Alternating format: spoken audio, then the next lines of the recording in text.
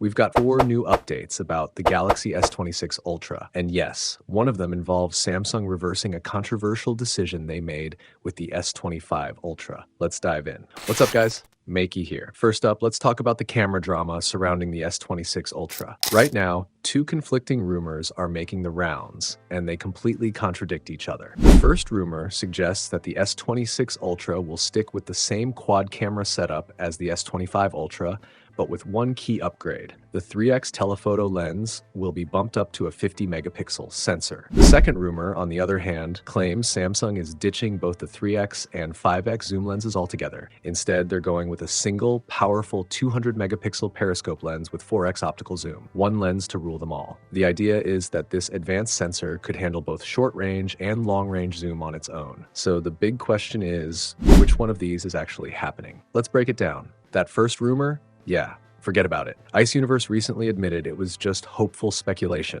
not an actual leak. Of course, that didn't stop half the internet from treating it like a confirmed report. So if you saw that making the rounds, now you know it's not happening. Now, the second rumor is a bit more intriguing. It comes from a leaker who claims it's based on current prototype units.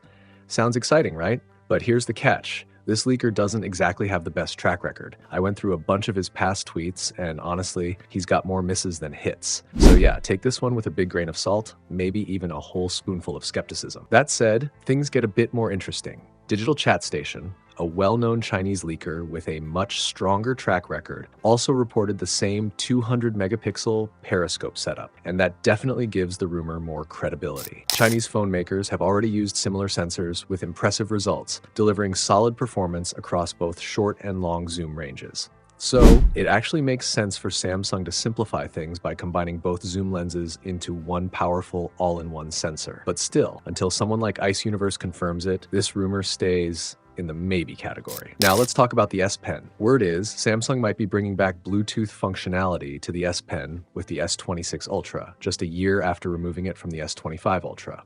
Personally, I wouldn't get my hopes up about the Bluetooth S Pen making a comeback.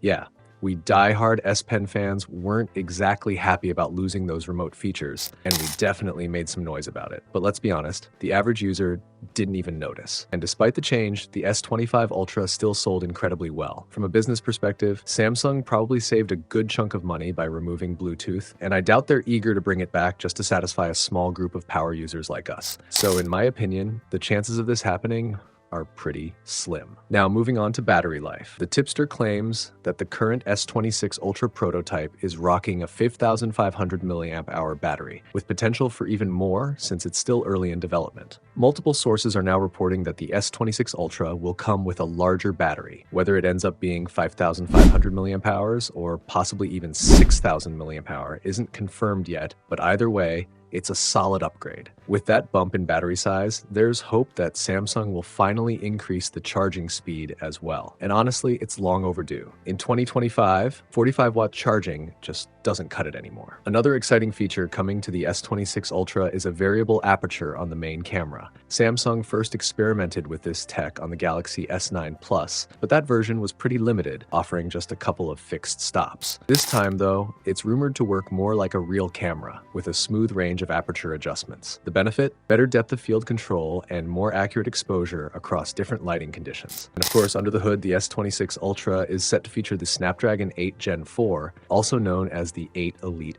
2. Early Antutu benchmark results are already out, showing a massive 41% performance jump over the original 8 Elite chip. Now sure, Antutu isn't the most accurate measure of real-world performance, but still, a 41% leap is huge, especially considering the original 8 Elite was already a major upgrade. Switching gears, the S25 Edge was originally scheduled to launch on April 15th, but that's no longer the case. Samsung has quietly delayed the release to May 13th. There's no official explanation yet, but insiders say the delay isn't due to any product issues. The delay, it seems, is actually linked to changes in Samsung's leadership, specifically following the passing of Zhonghee Han, the head of the DX division. And finally, here's a small but much needed refinement. Samsung is fixing the long criticized charging animation in One UI 7. Up until now, the animation looked like something straight out of a budget Android skin from 2014.